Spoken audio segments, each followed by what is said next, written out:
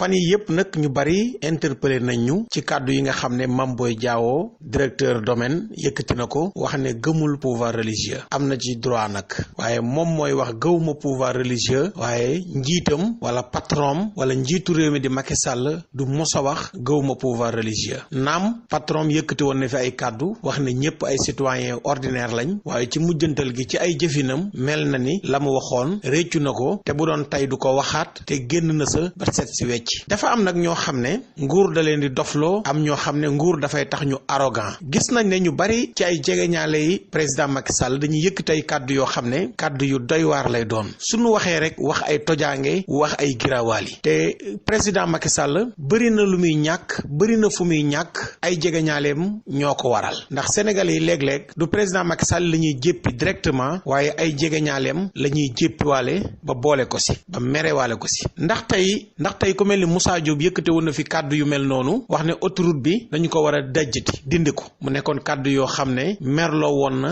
képp kuy citoyen sénégalais bu gëm ay valeur waaye murid yi mere woon nañ lool ki nga xam ne moom mooy Moussa Diop jamono jooju sax mere woon nañ Moussa Diop ba merewaale président Macky Sall ndax dañoo gisoon ne jëlu ci yenn matukaay ci kàddu yu doy waar yooyu nga xam ne Moussa Diop yëkkati woon na ko ndax moom Mame Boye Diao war naa mën a xoolaat boppam ndax pouvoir religieux boo ne gëwma ko kon yow yaa ngi weddi taxawaay bi suñ kilifa diine yi am ci réew mi sorewut ak loolu te pouvoir religieux bi mu ne gëmu ko président Macky Sall gëm na ko bu baax a baax a baax ndax fan yi ñu génn jàppante yi amoon ci réew mi ba ñenn ñi jàpp ne Sénégal ci guutu lay dugg kilifa diine yi ñoo tax dal am pouvoir religieux bi moo tax dal am kilifa yi ñoo wax opposition bi bàyyi te am na foo xam ne réew mi naroon na faa dugg fii ci Sénégal ay yoon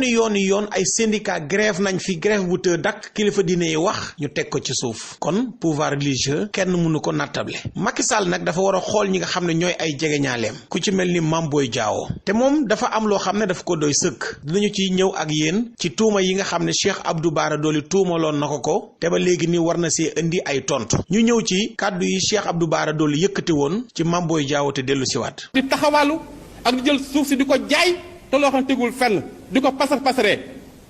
jàpp naa ni mun ñu la fal 2019 muy directeur domaine Mame Boye Diao 2019 ñu fal la tey nga nekk maanaam fonctionnaire ba ëpp alal si Sénégal di dawal ñetti oto yoo xam ne 150 millions lay jar doo xëy si doo liggéey si bu pare jël suuf si di ko jaay loo tegul fenn mën naa laa wan ay leeral yoo xam ne si loolu monsieur le ministre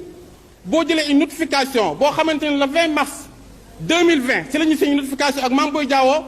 mu rattaché ko ci commission bi nga xamante ni commission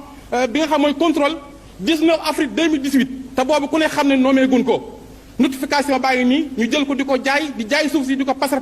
Sénégal loolu moo tax loolu mënut a avancé du ma la wax nag lenn loo xamante ni awuma ci